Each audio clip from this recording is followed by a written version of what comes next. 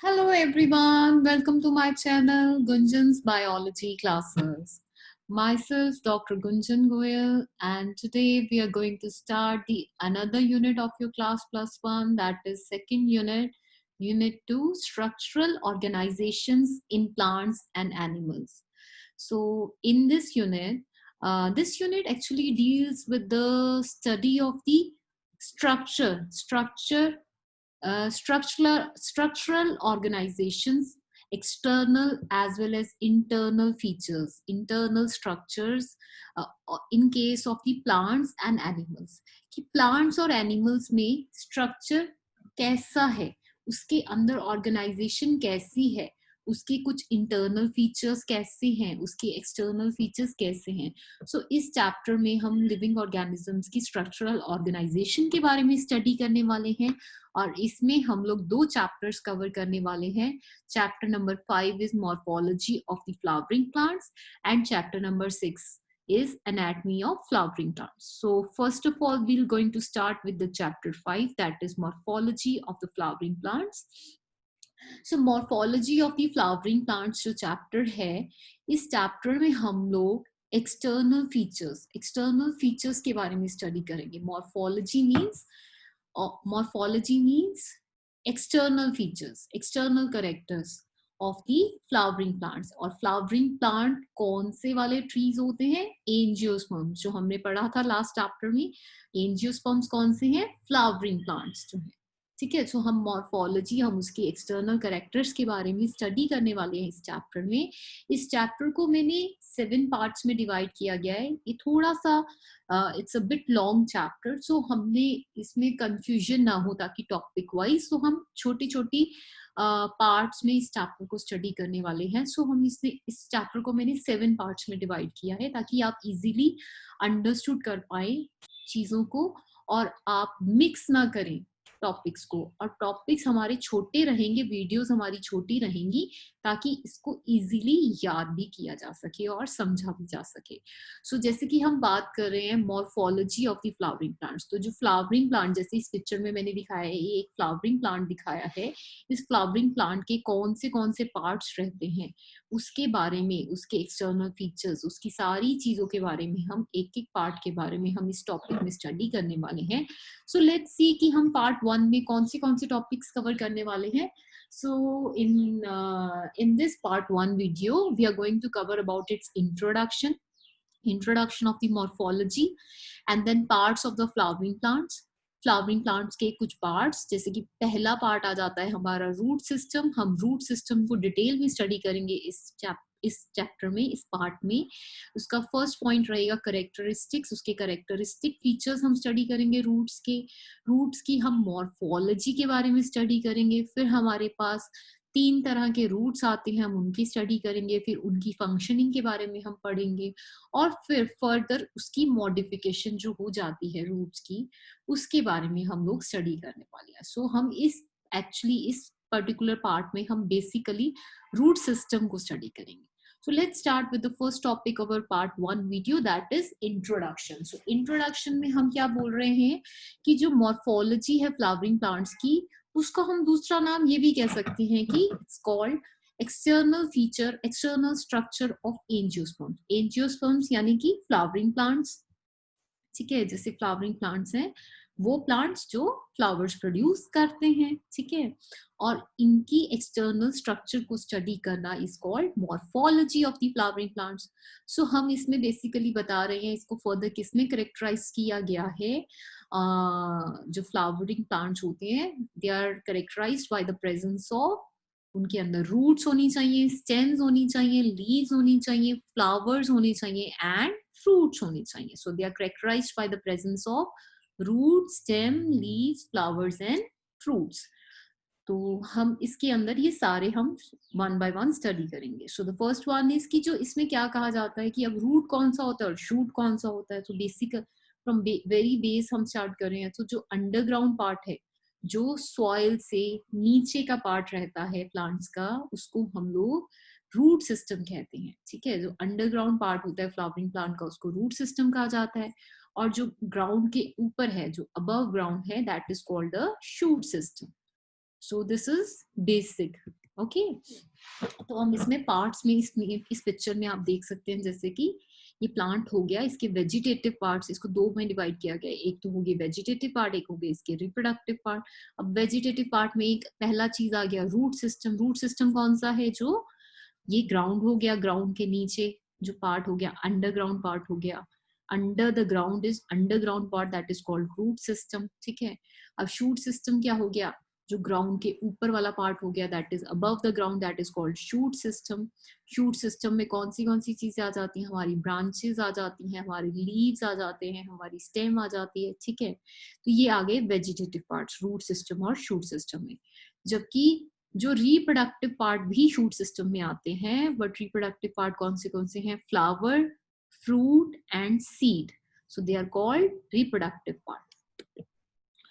उसके बाद हम स्टडी कर रहे हैं हमारा first topic, that is roots.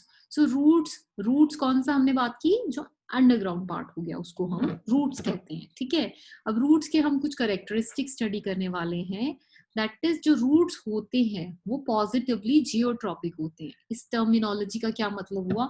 Jio means gravity, tropic means movement towards gravity. Towards gravity जो मूव करते हैं, पॉजिटिवली मीन्स टूवर्ड्स ग्रेविटी जो मूव करते हैं, टूवर्ड्स ग्रेविटेशनल फोर्स की तरफ जो ग्रोथ होती है, उनको हम पॉजिटिवली जियोट्रॉपिक कहते हैं। और ये कौन होते हैं? रूट्स होते हैं, क्योंकि वो अंडरग्राउंड है, वो नीचे की तरफ ऐसे आप देख सकते हैं नीचे की तरफ स्ट्रेट जा रहे हैं, so they are positively geotropic.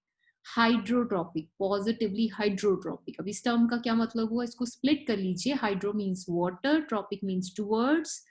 जो ग्रोथ हो रही है वो पॉजिटिव, मतलब टूवर्ड्स वाटर, मॉइस्चर, जो ग्रोथ हो रही है वो टूवर्ड्स वाटर की तरफ जो पॉजिटिव ग्रोथ है, इसलिए उसको पॉजिटिव हाइड्रोट्रॉपिक कहा जाता है। ठीक है, नेगेटिवली फोटोट्रॉपिक।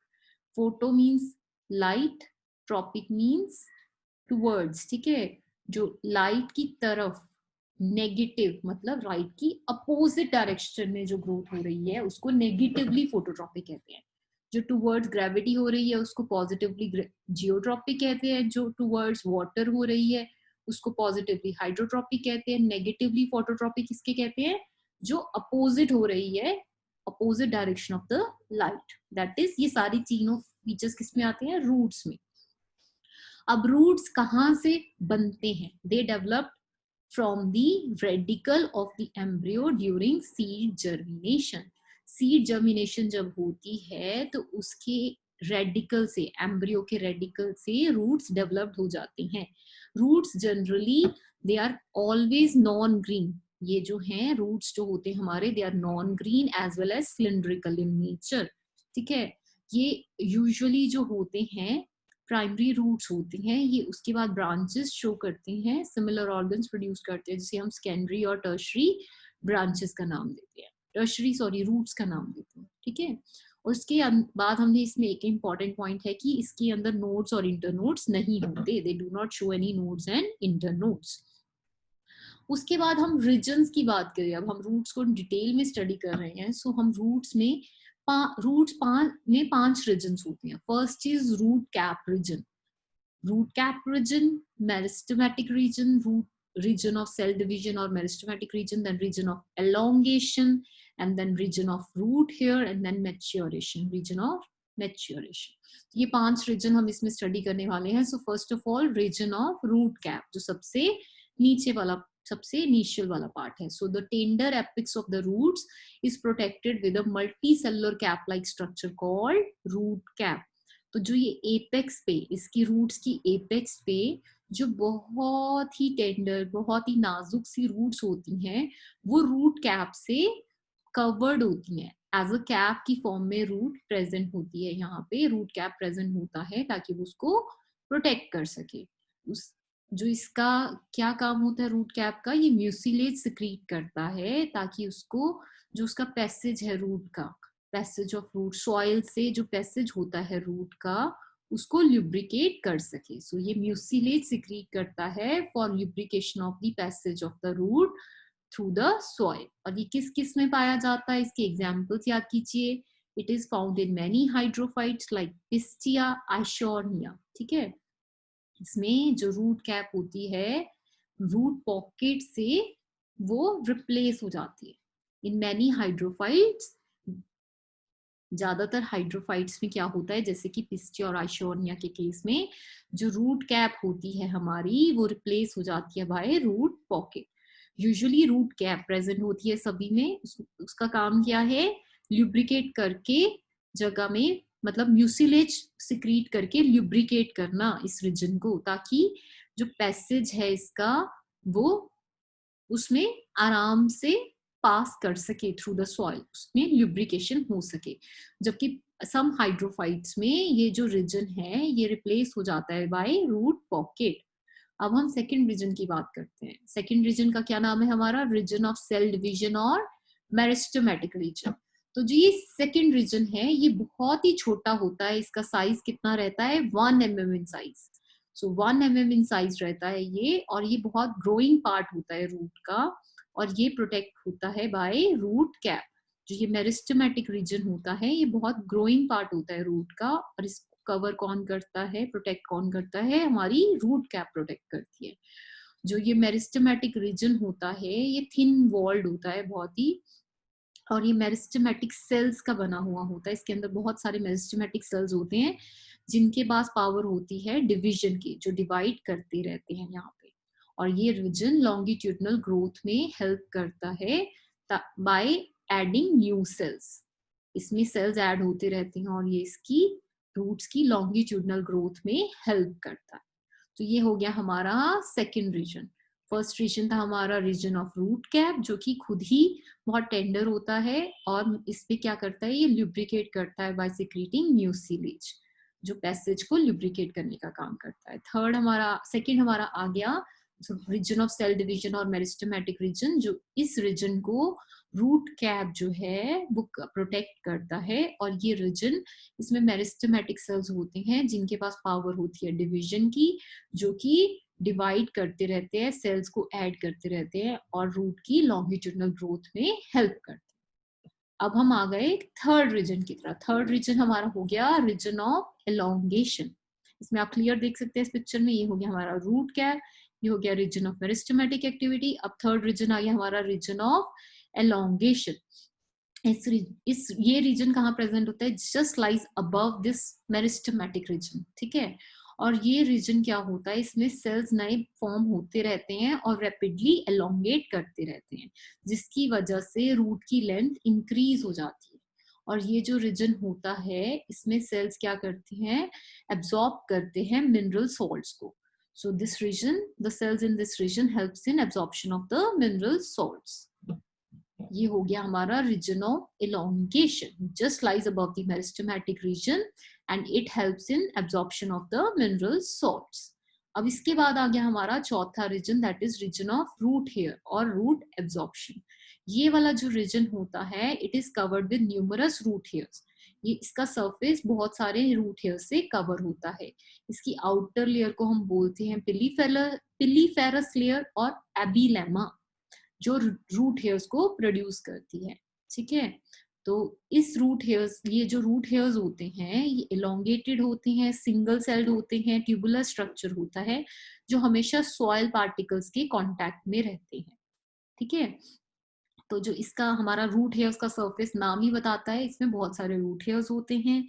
इसकी जो आउटर लेयर होती है उसको एपिब्लेमा कहा जाता है, जो कि रूट हेयर्स प्रोड्यूस करती है। रूट हेयर्स जो होते हैं लंबे होते हैं, सिंगल सेल्ड होते हैं, जो कि हमेशा सॉइल पार्टिकल्स के कांटेक्ट में रहते हैं। और जो ये रूट हेयर्स का क्या काम है, it helps the surface, increases the surface area of absorption. ठीक है, it increases the surface area of absorption, ये इसका फंक्शन है। ठीक है, और ये बहुत ही शॉर्ट लिव्ड होते हैं और नए रूट हेयर से रिप्लेस होते रहते हैं हर 10 से 15 दिनों के अंदर अंदर, और ये वाटर को एब्जॉर्ब करने में भी हेल्प करते हैं। ठीक है, तो जो ये रूट हेयर्स है इनकी लाइफ बहुत कम होती है, 10 से 15 दिन में ये रिप्लेस हो जाते हैं by with new root hairs. ठीक है, ये हमारे 4 रीजन हो गए। सबसे पहला था रूट कैप, फिर था रीजन ऑफ मेरिस्टेमेटिक एक्टिविटी या सेल डिवीजन, फिर था रीजन ऑफ एलोंगेशन, उसके बाद आया हमारा रूट हेयर्स। अब हमारा फिफ्थ रीजन आ गया, रीजन ऑफ मैच्योरेशन और सेल डिफरेंशिएशन। ये जो रीजन होता है ये सबसे मेजर पार्ट है रूट का। इसकी आउटर मोस्ट लेयर है जो उसकी थिक वॉल्ड इम्परमिएबल सेल्स होते हैं उसमें, ठीक है। Thick walled impermeable cells, impermeable मतलब उसके अंदर कुछ भी एकदम से इजिली परमिएबल एकदम से अंदर नहीं जा सकता, ठीक है। तो एनलार्ज सेल्स जो होते हैं इसके अंदर, ये डिफरेंशिएशन होती है उसमें, और वो different types of root tissues बना देते हैं, जिनको अगर हम लोग उसकी फर्दर हम एनाटमी जब पढ़ेंगे तो आपको पता लगेगा। उसका जो फर्स्ट आउटर लेयर होती है cortex, epidermis, xylem, phloem etcetera. तो ये रीजन जो होता है इसका मेजर फंक्शन क्या है, it helps in fixation of the plant body into the soil and also in conduction of absorbed substances. तो ये प्लांट बॉडी को सॉइल के अंदर फिक्स करने में हेल्प करता है और हेल्प करता है कंडक्शन ऑफ एब्जॉर्ब, जितने भी एब्जॉर्ब किए हैं यहाँ से सब्सटेंसेस उनकी फर्दर कंडक्शन में हेल्प करता है, उनको ऊपर तक पहुंचाने में हेल्प करता है। इसके अंदर जाइलम और फ्लोएम कंडक्टिंग टिश्यूज प्रेजेंट होते हैं, और जो लेटरल रूट्स भी इसी रीजन से निकल के आते हैं। सो जो लेटरल रूट्स हैं वो भी इसी रीजन से निकलते हैं। सो ये हमारा था रूट्स के बारे में। इसके 5 रीजन्स हमने पढ़ लिए, ठीक है। Regions of root cap, regions of cell division, region of elongation, region of root hair and region of maturation. Now comes to the types of roots. हम 3 तरह के रूट्स के बारे में पढ़ने वाले हैं। तो जो हमारा पहला टाइप है रूट का वो है टैप रूट। जो टैप रूट्स होते हैं उसमें क्या होता है, वो ज्यादातर डाइकॉट्स में प्रेजेंट होते हैं, डाइकॉट प्लांट्स में प्रेजेंट होते हैं। इनके रूट्स में क्या होता है कि इनमें डायरेक्ट एलोंगेशन होती है रेडिकल की। रेडिकल की डायरेक्ट एलोंगेशन प्राइमरी रूट्स को बनाती है, ठीक है। प्राइमरी रूट से लेटरल रूट्स डेवलप्ड होते हैं, जिनको हम लोग secondary and then tertiary roots कहते हैं, ठीक है। जो रेडिकल है वो हमारा प्राइमरी रूट बनाती है। प्राइमरी रूट से further different type several orders of roots बनते हैं। पहला बनता है सेकेंडरी रूट, उसके बाद बनता है tertiary root and so on. जो प्राइमरी रूट्स और उसकी ब्रांचेस होती हैं ये पूरा का पूरा टैप रूट सिस्टम कहा जाता है, और ये किसमें पाया जाता है, ये मस्टर्ड प्लांट्स में देखा जाता है, ठीक है। ये था हमारा first type of root, that is tap root. अब हम सेकंड टाइप ऑफ रूट की बात कर रहे हैं जो होता है एडवेंटिशियस रूट। एडवेंटिशियस रूट जो होता है इसमें रूट्स जो हैं वो रेडिकल से अराइज नहीं होते, उसके अलावा प्लांट के किसी भी पार्ट से अराइज हो सकते हैं, उसको हम एडवेंटिशियस रूट कहते हैं। The roots which arises from the plants parts other than the radical that are called as adventitious roots। और ये कहाँ पाए जाते हैं, मॉन्स्टेरा में और बनियन ट्री में। उसके बाद हमारे थर्ड टाइप ऑफ रूट्स आते हैं, दैट इज फाइब्रस रूट्स। और जो ये फाइब्रस रूट्स होते हैं ये हमारे फाइब्रस रूट्स जो हैं ये मोनोकॉट्स में पाए जाते हैं। फाइब्रस रूट्स कहाँ पाए जाते हैं, मोनोकॉट्स में। इसमें क्या होता है, जो प्राइमरी रूट होता है बहुत ही शॉर्ट लिव्ड होता है और वो रिप्लेस हो जाता है लार्ज नंबर। ओके, जो हमारा ये वाला रूट होता है इसमें क्या होता है कि जो प्राइमरी रूट होता है वो बहुत ही शॉर्ट लिव्ड होता है और रिप्लेस हो जाता है by large number of roots. और ये रूट्स जो होते हैं ये मोनोकॉट्स में पाए जाते हैं, यानी कि मोनोकॉटिलिडन प्लांट्स में पाए जाते हैं, जो कि एग्जांपल हम दे सकते हैं इसमें वीट प्लांट की। और ये जो रूट्स होते हैं ये स्टेम के बेस से ओरिजिनेट करते हैं और ये पूरा का पूरा फाइबरस रूट सिस्टम बना देते हैं। ये कहाँ से अराइज करते हैं, from the base of the stem. पहले जो टैप रूट्स है वो रेडिकल से आते हैं, adventitious roots other than radical किसी भी प्लांट पार्ट से आ सकते हैं, और जो फाइब्रस रूट होते हैं वो स्टेम के बेस से आते हैं, ठीक है। सो अब हम इनमें जो कंपैरिजन कर सकते हैं तीनों रूट्स में, जो टैप रूट्स होते हैं वो प्रोमिनेंट होते हैं डाइकॉट में, फाइब्रस रूट प्रोमिनेंट होते हैं मोनोकॉट में, और एडवेंटिशियस रूट्स जो होते हैं वो मतलब किसी भी ऑर्गन से डेवलप्ड हो सकते हैं other than radical. Primary root growth करके बिकम स्टाउट हो जाते हैं, fibrous roots develop from the lower nodes, और एडवेंटिशियस रूट जो होते हैं शूट सिस्टम बनाते हैं। इसमें सेकेंडरी और टर्शियरी रूट्स प्रेजेंट होते हैं, इसमें कोई भी ऐसा नहीं होता। इसमें जो इनिशियल रूट्स बनते हैं फाइब्रस में वो रिप्लेस हो जाते हैं अदर रूट से, और सभी रूट्स की जो लेंथ होती है वो सेम होती है और डायमीटर सेम होता है, जबकि एडवेंटिशियस रूट्स में ऐसा कुछ भी नहीं होता। ओके, तो ये हो गए हमारे टाइप्स ऑफ रूट सिस्टम्स। अब इसके बाद हम बात करने वाले हैं फंक्शंस ऑफ द रूट्स। सो ये हमारा नेक्स्ट टॉपिक आ गया, फंक्शंस ऑफ द रूट्स। हमें रूट्स की फंक्शंस के बारे में भी पता होना चाहिए। सो प्राइमरी फंक्शंस रूट्स के या मेजर फंक्शंस रूट्स के क्या क्या है। फर्स्ट फंक्शन आ जाता है इसका absorption end of water and minerals from the soil, जो कि सभी को पता है। रूट्स का क्या काम है, absorption of water and minerals from the soil. और सेकेंड फंक्शन क्या आ जाता है इसका कि ये प्रोवाइड प्रॉपर एनकरेज प्रोवाइड करते हैं प्लांट पार्ट्स को, ठीक है, ताकि सॉइल में वो खड़ा रहे जो प्लांट है हमारा। So it provides a proper anchorage to the plant parts. Third आ जाता है कि ये कुछ स्टोरेज रिजर्व फूड मटेरियल्स की स्टोरेज का भी काम करते हैं, जैसे कि कैरेट और रेडिश के केस में। हम फर्दर आगे पढ़ने वाले हैं इनकी स्टोरेज के बारे में, ठीक है। उसके बाद ये कुछ प्लांट ग्रोथ रेगुलेटर्स की सिंथेसिस में भी हेल्प करते हैं, ठीक है, जो हम फर्दर स्टडी करेंगे। उसके बाद ये हमारे 4 फंक्शंस आगे, जो मेजर फंक्शन आगे, absorption of water and minerals from the soil, provides a proper anchorage to the plants in the soil, ठीक है, and storage of the reserve food materials and synthesis of the plant growth regulators. So these are the functions of the roots. उसके बाद हम modifications की बात करने वाले हैं। हमारा नेक्स्ट टॉपिक है मॉडिफिकेशंस ऑफ द रूट्स, कि रूट्स अपने आप को मॉडिफाई कर लेते हैं, ठीक है, for storage of the reserve food material. और इस मॉडिफिकेशंस में हम लोग सबसे पहले टैप रूट्स की मॉडिफिकेशंस के बारे में पढ़ेंगे। So first of all modifications of the tap roots, जो कि स्टोरेज का काम करते हैं। जो टैप रूट्स की मॉडिफिकेशंस हैं वो 4 तरह की हैं। First one is fusiform roots, second one is conical roots, third one is napiform roots and fourth one is nodulated roots. So इन चारों roots की modifications, ये सिर्फ tap roots की modifications हैं। So ये चारों तरह की root जो modifications हैं, इनके बारे में आपको पता होना चाहिए कि कौन सी modification का क्या मतलब है और कौन सी modification किस में पाई जाती है। ये बहुत इंपॉर्टेंट रहेगा। अगर आपको ये भी पता लग गया कि कौन नाम क्या है मॉडिफिकेशन के और कौन सी मॉडिफिकेशन किस में पाई जाती है, तो आप उसका मतलब इजीली समझ गए। यानी कि अगर आपको इसकी डेफिनेशन पता है तो आप एग्जाम्पल पता कर सकते हैं, बिकॉज इट्स अ लॉजिक। और अगर आपको एग्जाम्पल पता है तो आप उसकी डेफिनेशन बता सकते हैं, क्योंकि अगर आपने उसको समझा होगा तो आपको कॉन्सेप्ट पता होगा, तो it's easy to write it down. So first of all हम फर्स्ट टैप रूट की मॉडिफिकेशन की बात कर रहे हैं। First is fusiform roots, fusiform modification, और इसको हम स्पिंडल रूट का भी नाम देते हैं। सो ये रूट्स में क्या होता है, ये थिकर होते हैं मिडल में और टेपरिंग होती है इसकी बोथ एंड्स पे। तो मिडल साइड पे ये थिकिंग रहते हैं और दोनों साइड्स पे ये टेपर होते हैं। और ये किस में पाए जाते हैं, रेडिश में। रेडिश की जो शेप होती है, मूली की जो शेप होती है आपको पता होगा, बीच में वो थिक होती है, मोटी होती है, और दोनों साइड्स पे वो पतली होती है। सो टेपरिंग ऑन बोथ एंड। सो इसका मतलब क्या हुआ, ये फ्यूजिफॉर्म रूट्स और किसमें पाई जाती है, रेफनस सटाइवस में। सो जैसा कि मैंने पहले कहा, अगर आपको फ्यूजिफॉर्म की एग्जाम्पल पता है तो आप इसकी डेफिनेशन लिख सकते हैं। अगर आपको डेफिनेशन पता है तो आपको एग्जाम्पल इजीली याद आ जाएगी, ठीक है। सो सेकेंड हमारी मॉडिफिकेशन आती है कॉनिकल रूट्स। कॉनिकल रूट्स किसमें पाए जाते हैं, कैरेट में। सो कैरेट की जो शेप होती है वो कैसी होती है, वो थिक होती है अपर साइड पे और टेपर होती है लोअर साइड पे। तो जो कैरेट गाजर की शेप है, अपर साइड पे थिक होती है और लोअर साइड पे इसकी टेपर होती है। सो ये किसमें कॉनिकल रूट्स पाए जाते हैं, कैरेट में।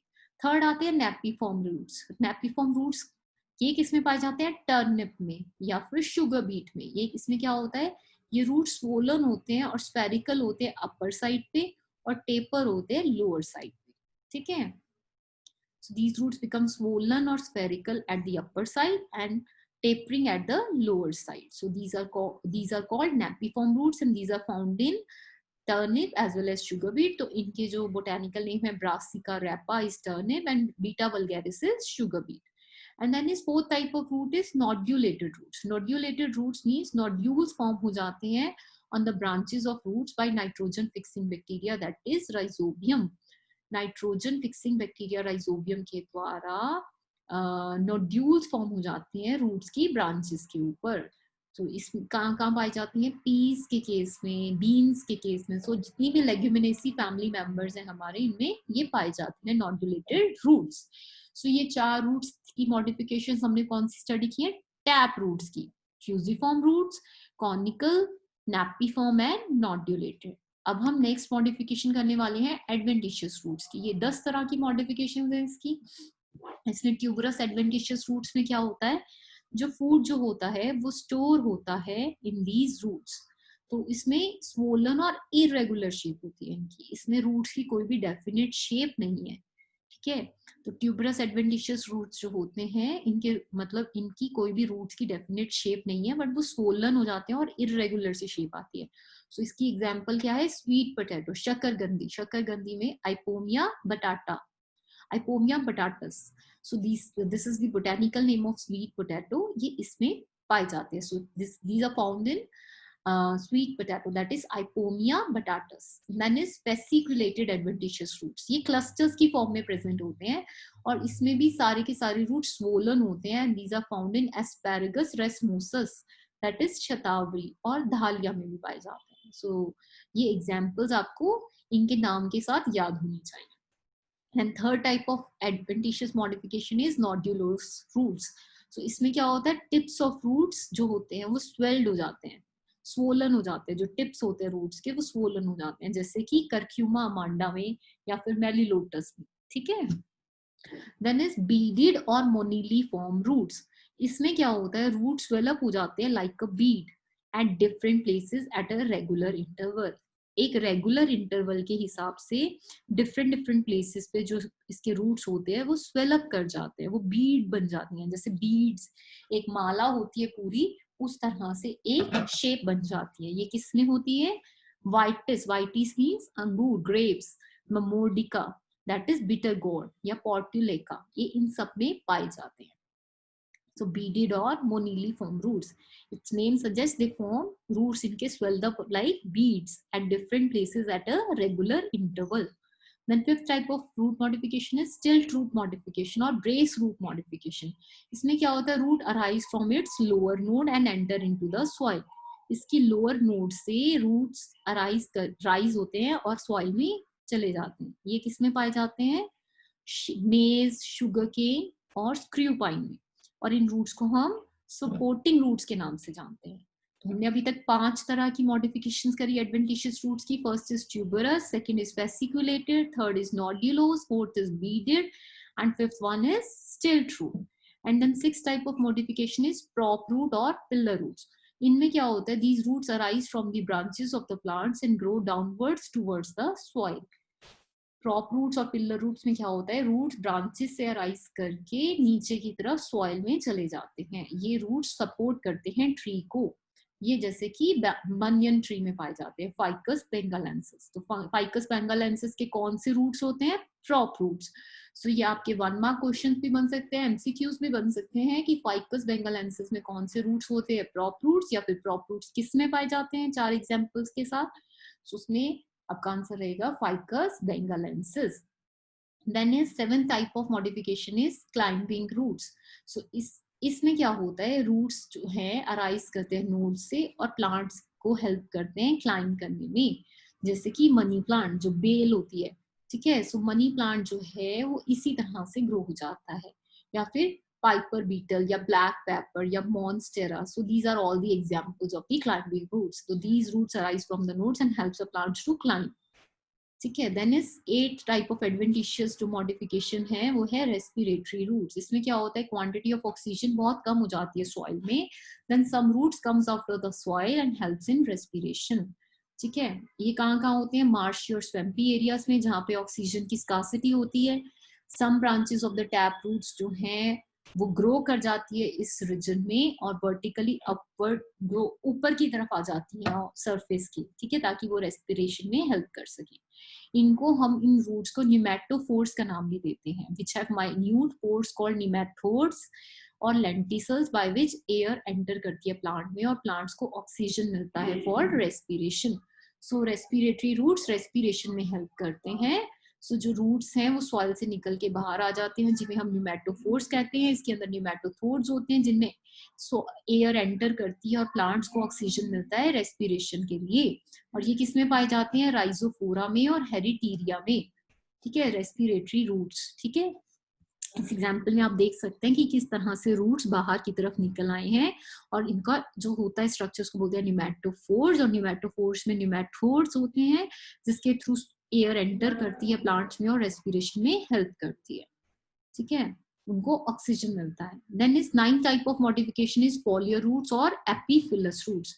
इनमें क्या होता है? When roots arise from the leaf, leaf से जब रूट्स अराइज कर जाते हैं, जैसे इस एग्जाम्पल में देख सकते हैं ब्रायोफाइलम और बेगोनिया, सो उसको बोलते हैं फोलियर रूट्स और एपीफिलस रूट्स।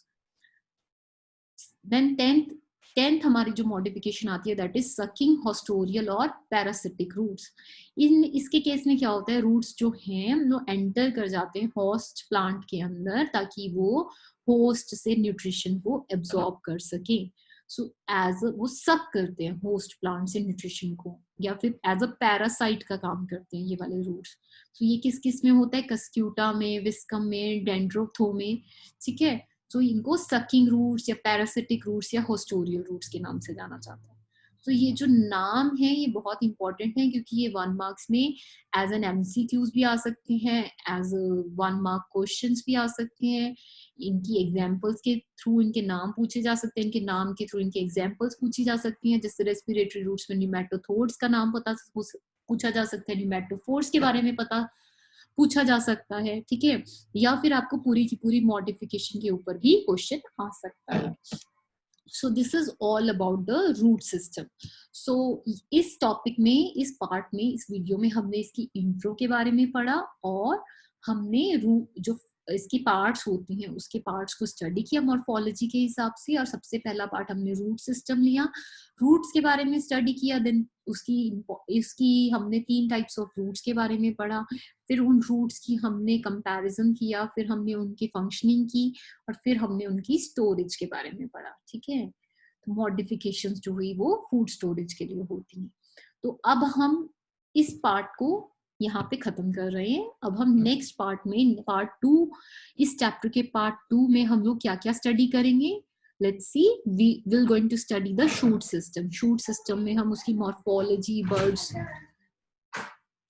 इसमें हम मॉर्फोलॉजी के बाद हम बर्ड्स और बर्ड्स की टाइप्स के बारे में पढ़ेंगे, फिर हम इसमें स्टेम की फंक्शनिंग के बारे में स्टडी करेंगे और फर्दर उसकी मॉडिफिकेशन के बारे में पढ़ेंगे। और स्टिप्यूल्स भी शूट सिस्टम में ही आते हैं। सो ये हम पार्ट 2 वीडियो में कवर करने वाले हैं। सो if you guys enjoy watching this video, so kindly press the like button and share among your friends, and please, if you're new to my channel, kindly subscribe my channel. So I'll keep on bringing these videos with you, and we're gonna meet in the next video. See you tomorrow with the part 2 of this topic, of this particular chapter, morphology of the flowering plants. So see you tomorrow. Bye bye. Thank you.